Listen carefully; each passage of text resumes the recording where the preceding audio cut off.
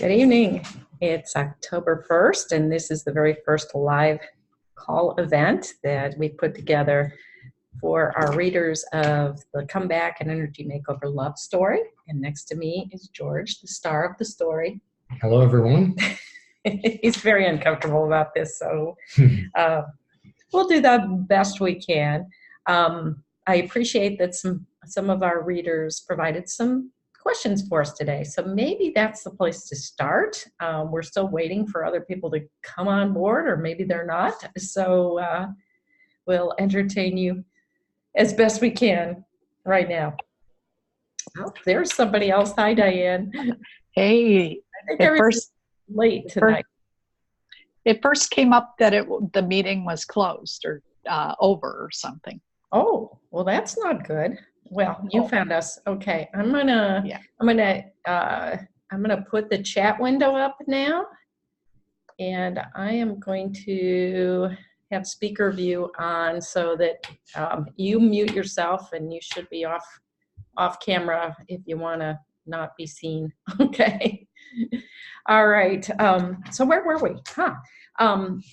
So the chat window is up tonight, so if you have questions for us, I will be addressing some of the questions that came in already, but you're welcome to raise your hand that way so I can call on you and unmute as we go. Let's see, is there anything else I need to do? I'm going to mute everybody, and that way we won't have a problem with people coming in and making noise. All right, so thank you, everybody, for supporting our project, or as George would say, my project.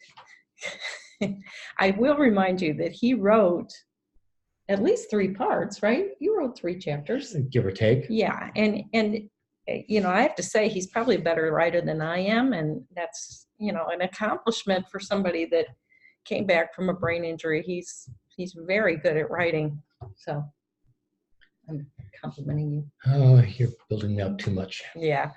So some of the questions. Let's start with one of the easy questions. Wally asked, and Wally's a friend of George's, he asked, was there anything that George knows that I needed help with because I didn't know when the event happened, when George wasn't available to answer questions or do things for me? And in our case, I think, you know, like I could do most things around the house. I don't like to mow grass. But in our case, as a couple, I always handled the taxes and the finances and the investing and just like keeping banking and details around the house organized. So, you know, for those spouses that don't know anything about the finances, if something happens to the other person, I would suggest you get a basic knowledge. In fact, I probably should give George a basic knowledge of what I do, because if something happens to me, would probably be, but would you be able to handle it? Yeah, I would know who to call, but I wouldn't know how to do it personally. Yeah, so I need to make sure he has the accountant's phone number, and I think you know how to get our financial planner. Yes, and we do have an attorney. He's right up the block. I go walk there. Yeah, so we're in pretty good shape with that. But, you know, other couples do, you know, sometimes you don't even know where certain records are. And one of the suggestions that I made early on is that people should memorize their spouse's social security number. I mean, it's not something you want to carry around with you in writing, but you're going to need it. Having a copy of their driver's license, I know that was helpful to me when we were going through some of that worst time out of state, trying to get him into the medical system unexpectedly. And traveling with you, you know, will, not traveling with your will, but with the power of an attorney, medical directives. We didn't have those with us, but we did have them. And so that's something, you know, in the future, you might want to travel with that or have a copy of it in your suitcase and just keep it in there, like in a plastic bag, just in the side pocket or something. That would probably be a good idea. Let's see. Can you hear a dog eating in the background? She's decided to make a whole lot of noise right now. All right, let's see. So Mary asked this question. She wanted to know how we managed insurance, in particular health insurance. And that was, in terms of financial planning for retirement, because George retired before we're eligible for, Medicare. And so we had been on George's insurance all the years with the Browns, and it was really good insurance. When he went off that insurance, we took a look at costs, and we went on to the exchange, and we purchased insurance for both of us on the exchange initially. When it was time for me to consider having my ankle surgery, and I touched upon that in the book, I really wanted a specific surgeon who was with the Cleveland Clinic, and so I needed a certain insurance policy to work with that surgeon. And so the cost of that went way up. And so we put George on the budget plan to help pay for my insurance. So he went with something called Liberty Health Share that year. It was incredibly low priced, but we hadn't used it before. We'd heard good things, and so we took a chance. And as it turned out, being with Liberty, which is not traditional insurance, it's a health sharing plan that's put together by Christians. I think it was actually started by the Amish community. And so the whole idea is you pool together and you share to take care of each other. And you also pray for each other. That's one of the facets of the plan too. They reach out and take care of you. So in George's case, we had that, but we weren't really sure how it worked. So, we had the little card, and the Cleveland Clinic never would accept it at all. So that's one thing I'll tell you. If you're with the Cleveland Clinic, you might be disappointed if you go with Liberty Health Share. But all the other systems that we've been with, they're a little confused when we give them the Liberty card. But in George's case, eventually Liberty paid for just about all the expenses he incurred out of state in Michigan. They don't play in networks, so that wasn't a factor. But there was a lot of back and forth. There was some delay in bills because they were evaluating bills. And the good thing about Liberty is that they did pay for George's stay at Mentis, very specialized brain injury recovery place, and that was a godsend. On the downside with Liberty is they're really into natural health. So if you have pre-existing health problems, especially that are lifestyle related, like if obesity or I don't know, if you have diabetes that's not very well controlled, blood pressure that's not very well controlled, they will probably have some stipulations that you have to work with a health coach, that you manage your health a little bit better. So I don't know really how the application process works these days. That would be one question. I'm not sure whether they handle mental health coverage, and they're getting better coverage for prescriptions, but I don't know if, up to this point, they're really encouraging people not to be on prescription drugs for the long term, and that you manage your health more naturally. So, we're all on board with that because we were supposedly very well before all this happened. But they continue to take care of us, and I have since switched to Liberty Health Share too, because I think they do a good job. So in the back of our book, in the resource section, there is a section about that. So you can check with that. If you need more information, my friend Nancy here in Ohio can help. But actually, the program's available in many parts of the country. So you just have to put your state in, or you have to declare your state when you do your inquiry. Okay. Do you have any questions? No, you're covering it really well. That's what I'm afraid it's going to be boring. I hope somebody puts a question in the chat. So let's see. Going back to another one of Mary's questions. We integrated some energy healing, some alternative modalities with George. And he was so out of it, he didn't really know what we were doing, right? That's right. It turned out really well. So she asked, you know, when I was making the decision to integrate, you know, how was I working with the doctors about it? Did I go behind their back? Did I, you know, did I bring it up to the doctors? You know, how did I do that? And I would say it was a very case by case basis how we did it. I remember when we were still in Michigan, our friend Christina came in and she had some singing bowls and she did Reiki, and she also did reflexology with George. And well, when you're using singing bowls in a room and there's staff in and out, they definitely know you're doing that. But I don't think they viewed that as being, it didn't interfere with them doing their work. So we were always very respectful. I think that's my answer about that. I highly respected all the medical professionals that George was working with and that were taking care of him. So number one, don't ever get in the way of what they're doing. So that is, you know, if somebody's in the physical space and they need to get to it, you get out of the way. And that was always a principle that I worked with.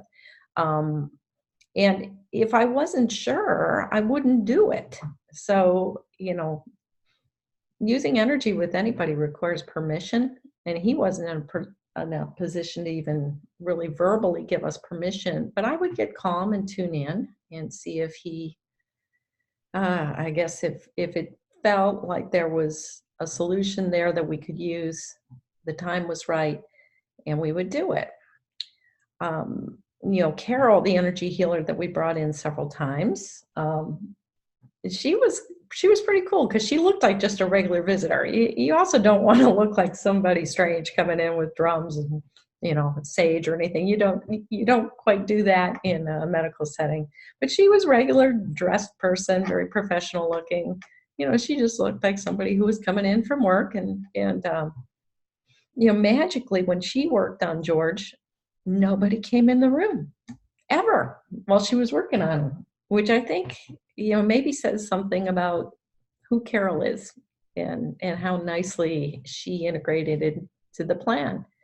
So I guess I would say we trusted the process. We didn't get in the way. There was one time when I did ask permission because an acupuncturist, our friend Shannon down in Medina, offered to come in and do some acupuncture in George's scalp to help with learning.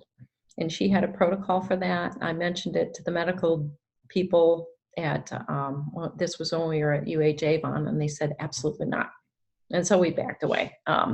I didn't want to put them in a position to, you know, being our adversaries. You want to stay good with them. So that's what happened with that. So I don't know, other things we did. I mean, when he was off site, we could do other things. So actually Shannon came at one point in time and did acupuncture when he was home for the weekend. And I think that was helpful. He later had massage after he was out of the hospital, so nobody's going to tell us what to do with that. He had some acupuncture at her office too. So I don't know. Any other comments? Nope. No? Does he tap? People always ask, does George tap? No. Not really. No, I'm not an expert, so I don't pretend to be either. So Yeah. But you don't mind if I tap and like send the energy to you? that's fine with me. Yeah. Mm-hmm. But you do tap every day. Yes, we do. Every morning. Yeah, we do down at Eden's 5-minute routine every day. And it's faster than 5 minutes. All right. So Diane, do you have any questions? You want to type something in? I don't see anything here, but maybe you do. But you don't have to. All right. I have more questions from Wally. Let's see. He wants to know, did I ever think George wouldn't make it, that he was going to die? We've never talked about that. I think I was most scared that he was going to die that first day, obviously, because I had seen him go down other times, and I knew how blue he got, and that really scared me. I think my lowest moment was probably in the ER when that ER doctor came to me and told me that his eyes weren't responding to light. That was pretty brutal. And so that was probably a point where I wasn't sure, but yet, later that day, and he also asked me, how did I know he would live? So, I guess there's two definitions of live. There's the definition of live that his body was going to live. And then there was the definition of him recovering and getting his brain back. I was pretty sure he was going to live, I don't know, by the end of the first day, because I would watch the monitors, and his monitors were very steady. And, I taught myself what the normal ranges on the monitors looked like. And, he was, even though he was intubated, he was breathing so that the breathing machine didn't have to breathe for you. Do you know that? Your heart rate was very steady. Your blood pressure was very steady. So all those things told me that he was okay. So that was encouraging, but it didn't necessarily say his brain was okay. And that took a while before I could really tell his brain was coming back. So do you know when I knew you were really coming back? When? The kiss. Remember? Well, you probably don't remember that, but it was right after he had his breathing tube when he was extubated, that magical day. And you can't really kiss somebody when they got a tube in their mouth all those weeks. So I was leaving for the day, and I bent down to give him a kiss, and he kissed me back. And it just felt so normal. That was a defining moment. And I was pretty sure he knows what's going on now. But you would track me around the room when I spoke with you. You would open your eyes, you would blink when I even said one for yes and two for no. He was pretty good with that. But, it's funny, the doctors didn't get the same responses from him. He would kind of shut them out or ignore them, or maybe he just saved his energy for me when I was interacting with him. But I'd get so mad because they didn't see it. Yeah. So do you remember anything about being in the hospital? Just very little at University Hospital in Avon. Mm-hmm. I remember some of the staff there. I remember having trouble navigating the wheelchair. That was fun because it beeped all the time, and it wreaked havoc on the rest of the floor because I was setting it off all the time, right? Do you remember you had a bed alarm? Yes, I did. Yes. So and I was strapped down. Where were the controls to the bed alarm? Do you remember? I have no idea. No. So they were at the end of the bed, the foot of the bed. And every time we'd have him get into the bed, he would just crawl down to the foot of the bed and just be reaching where he could see somebody was setting something up. And I think you knew that that's where it turned on and turned off. I was trying to navigate but you were always trying to turn it off. Okay. It didn't work very well. But I mean, stuff like that showed. Great escape. I mean, he wasn't all that with it, but he had the wherewithal to kind of observe where things were happening. But you thought you were strapped down. You were never strapped down. Yeah. You weren't. You had this belt around around your waist so we could hold you up when you walked and transfer you and stuff. But you weren't strapped in or belted into anything. You could have bolted, but you didn't. Okay, let's see. Another question from Wally. You ready for that?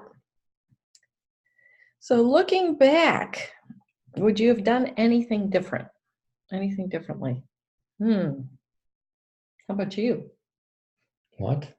I would have chosen not to have that happen to me. How's that?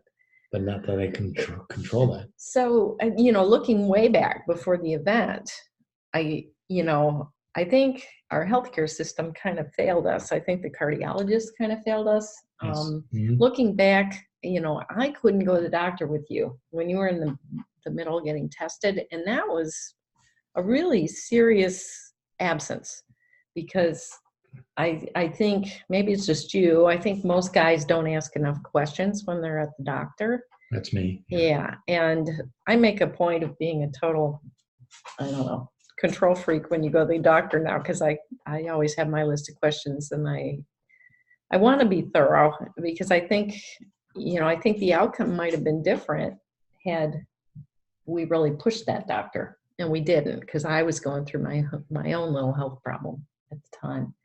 So I guess that's one thing I would do different.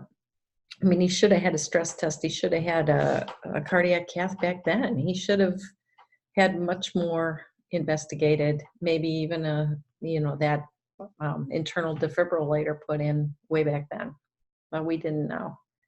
Let's see, other things I would do differently. Sometimes I wonder if it might have been a better, faster healing if you would have gone to Mentis immediately from Michigan, but we didn't know it existed. Right. Because you got to do a lot of research. Yeah. Because the trajectory of a brain healing, those first few days, the first few weeks is where you get the most, you're really getting traction. And then over time, it starts leveling off in terms of the changes and the recovery.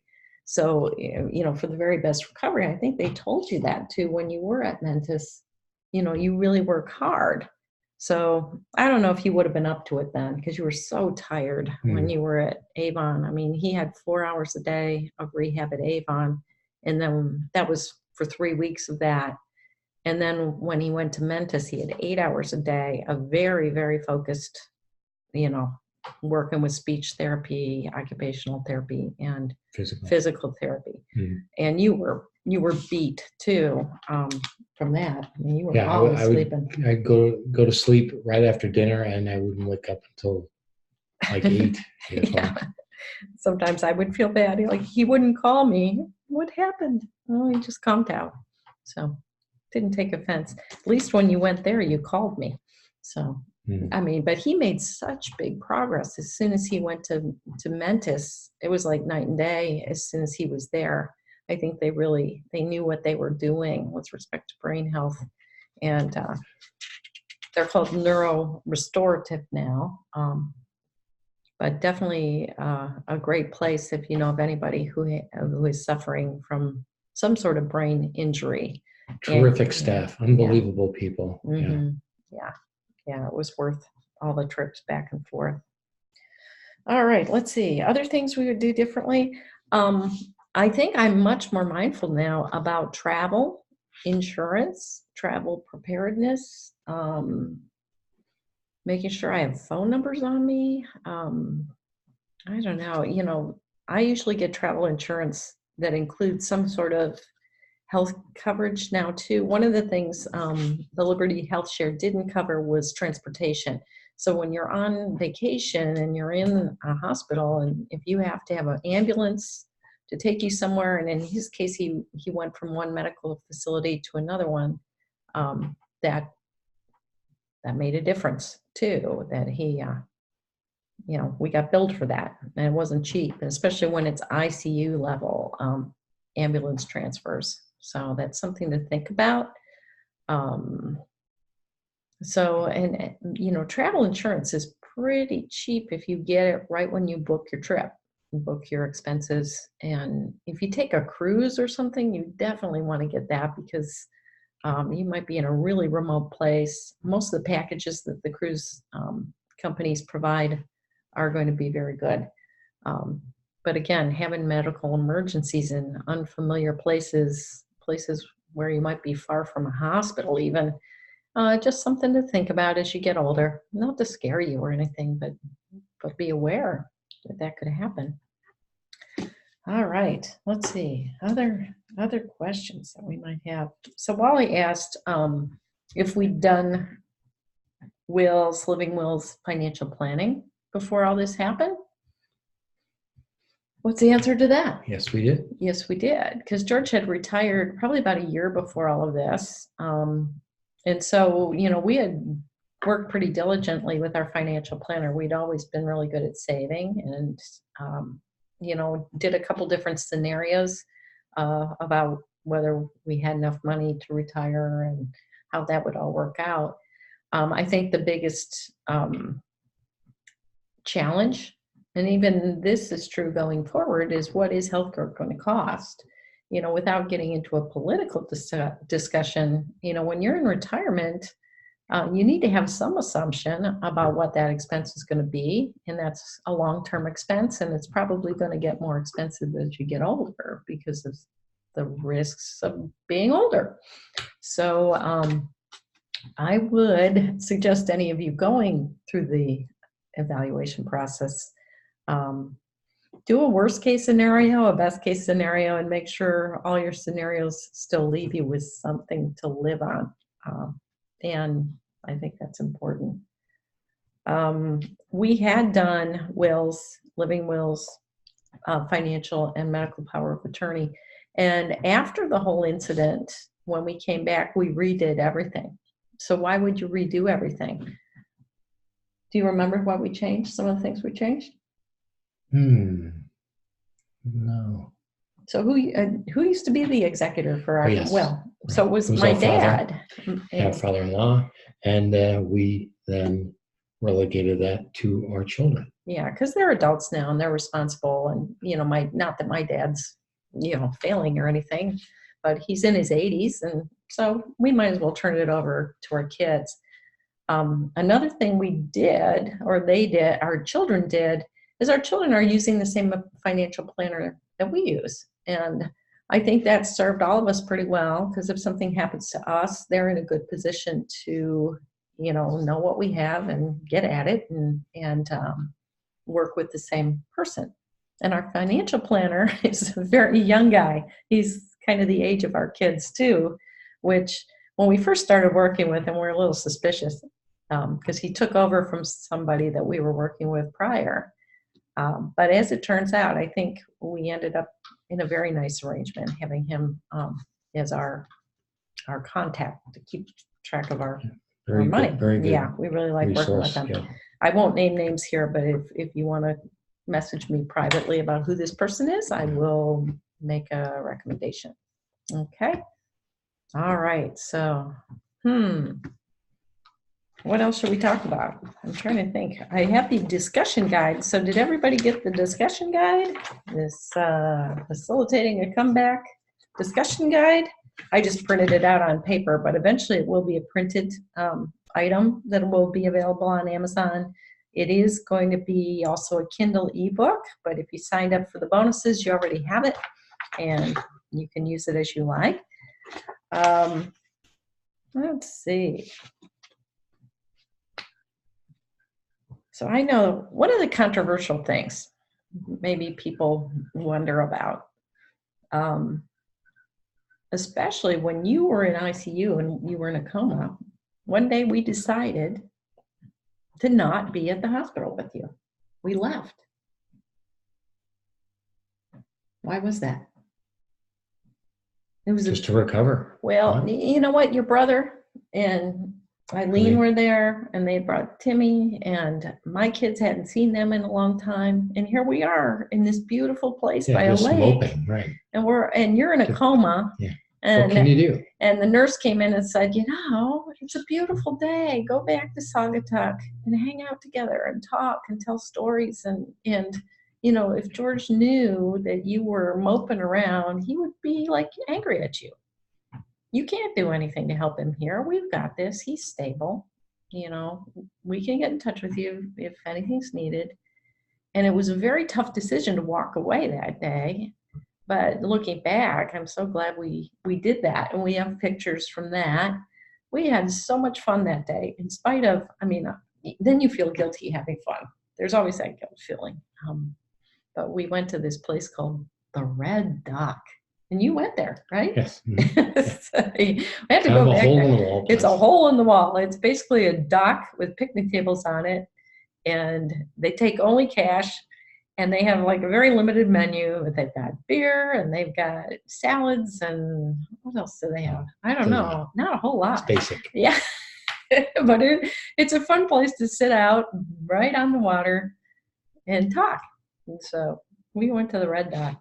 They have the funkiest bathrooms you will ever see too.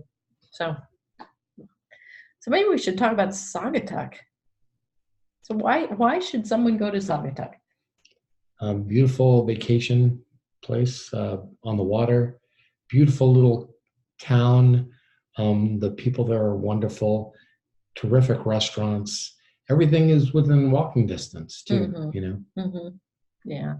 Yeah. The one thing, George, well, when we went there the first time there, they have all these beautiful sand dunes. And one thing George didn't do the second time, because he forgot everything. It was as if he'd never been there before when we When went we back. returned a year later. Yeah. So the dune buggy rides in the sand dunes are really kind of cheesy, but it's beautiful. And so you didn't get to do that. That would be a reason to go back. And we were supposed to rent a pontoon boat and go out with our whole group as a party, but there was a thunderstorm, so we didn't get to do that. So that's a reason to go back. Let's see, there's some really nice bike trails. You can bike from Saugatuck all the way to Holland, Michigan, and Holland is where the hospital was, although we weren't riding bikes when that was going on. Yeah, Lake Michigan is beautiful, beautiful beach there, white sand beach. It feels like the ocean, but it's probably one of the most beautiful Great Lakes beaches all around. And so, yeah, definitely worth it. But that little area, it's just really quaint, cute, great little shops, great restaurants. Oh, and Twin Oaks Inn, we should mention. Yes, plug them, yeah. Is beautiful. It's changed hands. So the innkeepers that we were with back when we were there in 2017 have sold the premises to a new couple. But from what we hear, because our Mandy, our daughter, her fiance's parents went this year, and they went with the new management, and they had a real good time. 2 thumbs up, yes. Yeah, and they even stayed. Talk about the coincidences. They stayed in the same room that we were in when we stayed there. So that's kind of cool. Yeah. So I would recommend that place. So let's see. Any other questions out there? I'm looking at the chat. I don't see anything. Let's see.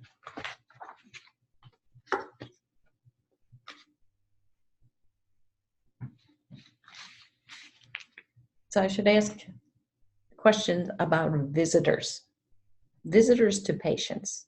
This is a good question to think about if you were, anybody out there listening to this, if you were a patient in the hospital, would you want visitors? If you've been a patient in the hospital, did you have visitors? Did you like it? Did you not like it? What do you think? Did you like having visitors? I think my awareness definitely increased, and people, I think it got my energy level up, I would imagine, right? From what you said. Yeah. And not only that, but I think for the most part, in most cases, when someone came in that I hadn't seen in a while, I recall them almost immediately. So, and these are people that I probably hadn't seen in a year or so. And I thought, I found it to be very therapeutic that I got to also, interact and talk with them and recall previous times and great times we had together. And I think that was very, very helpful and very therapeutic. Yeah. I mean, you really perked up, and especially when our kids came and visited you too. And so, yeah, I think especially for somebody that has a long hospitalization, or anybody with memory issues too, having a visitor is a good thing, because you get them talking and remembering things and laughing. I mean, all those things are helpful. Okay, I see a question here. Tell us about working with Kemper House and some of your other charities. So I'm happy to do that. Very good. Yeah. Yeah. Beautiful, great people. Great people. Wow. Yeah. And so we happened to start a relationship with Kemper just because of Serena, our therapy dog.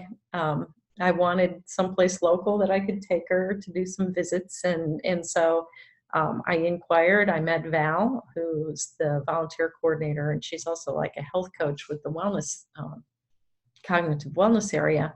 And so we had a quick meeting, and I explained George's situation, and she was actually one of the earlier readers to get a copy of our manuscript. And then shortly after that, knowing that they had a wellness program, I brought George in, the owner. Kristen Kemper West was very interested in meeting with George. We met the medical director for the wellness. And, it's such a family type operation.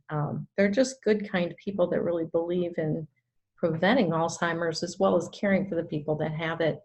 And we clicked right away. So, I go there once a week with Serena, and George is in the cognitive wellness program. So Dr. Berkman is working with him. They're not so much a charity that we're working with. They're actually a business to help cognition and to further the research. So, they're a partner for us just because they're a resource for us. And I think we're a resource for the families that they're working with too. Mm-hmm. Right now we're working on a program balancing nutrition with brain health. So. Yeah. So it's really nice because, George just got put on some new medications. We could go to Dr. Berkman and he could say, well, could you dial back the dose of that one? Maybe you don't have to be on so much. We talked to the doctor. The doctor said, okay. So it's nice to have somebody to run some ideas past. And totally blew up basically my nutritional. Well, you're still going to do the nutrition stuff, but we're not sure. We were hoping we could get him in better shape, just nutrition, but I think we're going to, the drugs are necessary now since he has the stent. So we have to play both games here. So the other charities we're working with, you want to talk about U.S. Lacrosse?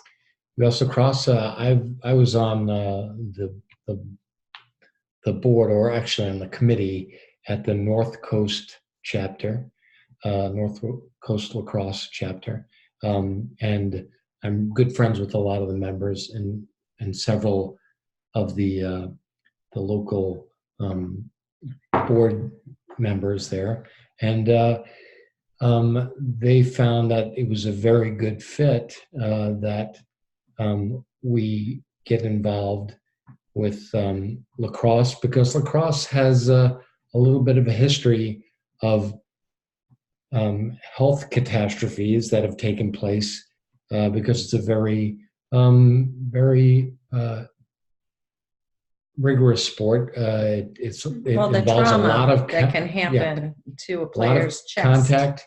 It's on the same par as football. Yeah, so to some degree. So concussion risk as well as the risk for the goalie of the ball hitting. Well, anybody for the that chest. matter. That ball flies around pretty hard, and if you get hit at the right spot at the wrong time, it could be devastating. So it's a condition called, what is it, cardio something? I can't remember. But it's basically a sudden cardiac arrest. When that happens, the only way to get the heart started again is with an automatic defibrillator. Yes. So, so the U.S. Lacrosse organization has a fundraising effort called Players Pulse. And so we are dedicating funds from the book to that as one of the charities, and they've agreed to keep the money in Ohio to make sure that every field where the youth play lacrosse has an AED. Mm-hmm. And we've already donated a pretty special one to Catan Stadium in our town. It has to be in a heated case because the stadium isn't heated, and it has some security so people can't just take it out of there. So we got a high-end one for the stadium, and so that's one of the charities. Another one is American Heart Association. They're the ones that help our local fire department put on CPR training, and in our town it's free training, but then you can pay to get the special cards and the books if you need that. But that all comes from American Heart Association, and they do a lot of the education about how important it is to have a healthy heart and to know CPR and to know how to use automatic defibrillators. So we want to keep that going so that other people don't have to go through what we went through. Part of the reason George is with us is that he was rescued by a stranger. An 18-year-old girl gave him CPR, And she came in probably within, the first 3 or 4 minutes after he was down, gave him CPR. She Miracle. had a Really phone, was. called 911, and the policeman arrived with the automatic defibrillator in the police car.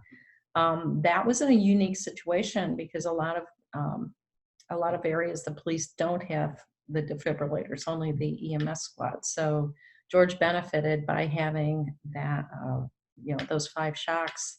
They think within 7 minutes or so, but he was on the late end, and had they waited any longer, he probably would not have survived because the brain can't do very well beyond that 6 or 7 minute limit.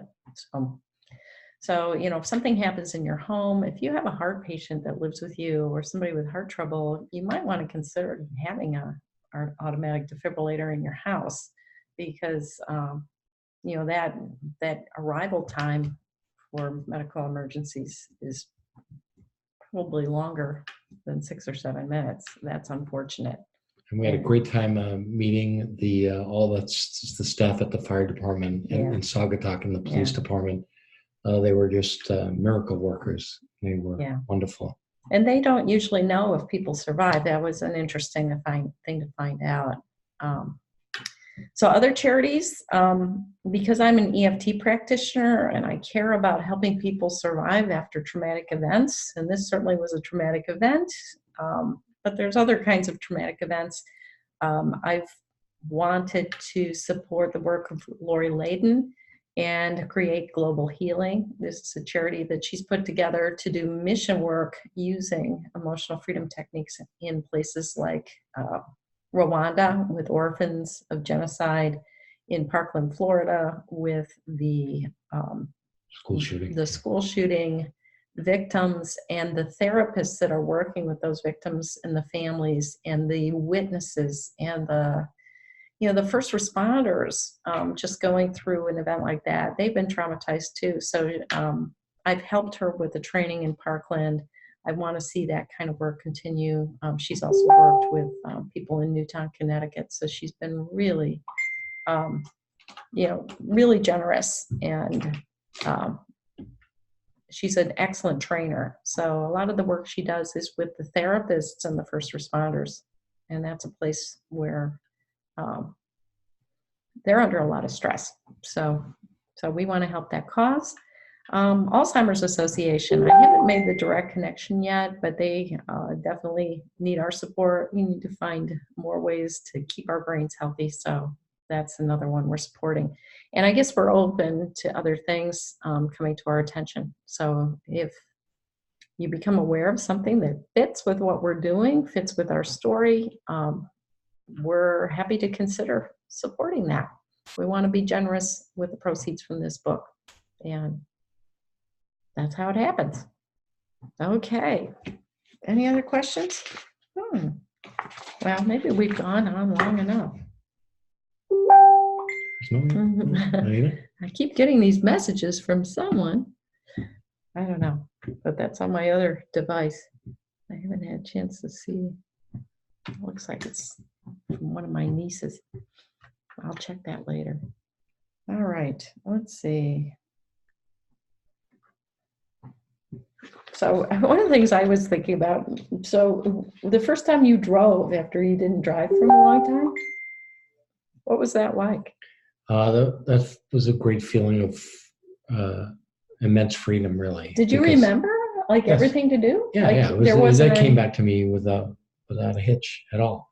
I remember having, because I'd been so confined and relegated to basically everybody doing things for me, that I, for the longest period of time, since I wasn't able to drive, I walked countless miles around town. Everywhere I wanted to go, I basically walked. Mm-hmm. And I think I put up a record on my Fitbit that year. Mm-hmm. I think 5,600,000 steps that year, I think. Yeah, he was out in outer space. Yes, I was that. Who is that old guy walking around the streets? Yes. Yeah. And it was unfortunate. Our dog was so old at that point in time. I mean, with our new dog, he would have had a dog with him, but he did it on his own. Yep. And like I said, it was a feeling of immense freedom getting behind the wheel again.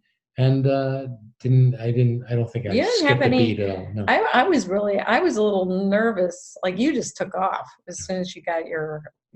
I think I had to call the insurance company to reinstate you, but you took off. And then I'm thinking, what's he going to do when he comes back? Because he always used to back into the garage, and I could only imagine him hitting the house and making trouble. But no, he backed right in. He never, it was like you didn't miss a beat. Well, I think with the motor skill thing, I didn't miss a beat on a lot of things. So it was the mental things that, Yeah, that are still challenging. So before we end, I'll just mention a couple things that are coming up for the Cleveland folks. I just put 2 new events on my calendar today. They're going to be on Wednesday afternoons. Wednesday, let's see, what's the first one? Now I'm running a blank. I think it's in October. Hold on. The 23rd, Wednesday, October 23rd, from 3 to 4:30 in the afternoon. So it's like afternoon coffee tea. We're setting up a book signing and just a reception. And I'll probably have a few messages. This is in Independence, Ohio at Talent Launch on the 3rd floor. So it's a really nice space. So that's coming up. That's free. So if you already have a book and you want to come, I'll probably share a few additional stories. We'll talk about, I'll probably do a demonstration using EFT for stress, for caregiver stress, and for just getting through a traumatic moment. And then following that up in November, there will be an afternoon event at that same space, November 20th. And what we're going to do is we're going to have a book club. You guys all have a study guide. We'll get together and talk about some of the questions in the study guide and see what the readers have to say. And it'll be networking, sharing with other readers. So I'll be there. And if you are a book club leader or a group facilitator, maybe you work with marriage and family therapy, maybe you work with families that are getting over a tough time.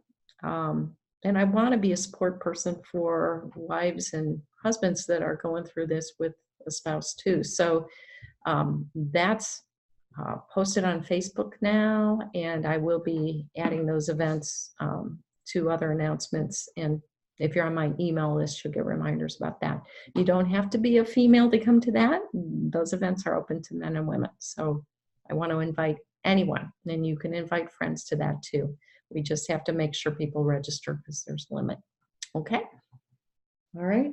Enough for tonight. Oh, let's see. Oh, someone said thank you. That's good. All right. Well, if there are other questions that come up, just pass them along. We might do this again, or maybe we'll just surprise you and go live on Facebook sometime and cover it that way. Thank you, George. Thank you so much. A beautiful, lovely wife. Brilliant too. She's brilliant too. Yeah. Well, that's the right answer. It is, yeah. All right, everyone. Have a wonderful night, and we Good night, appreciate everybody. you. Bye-bye.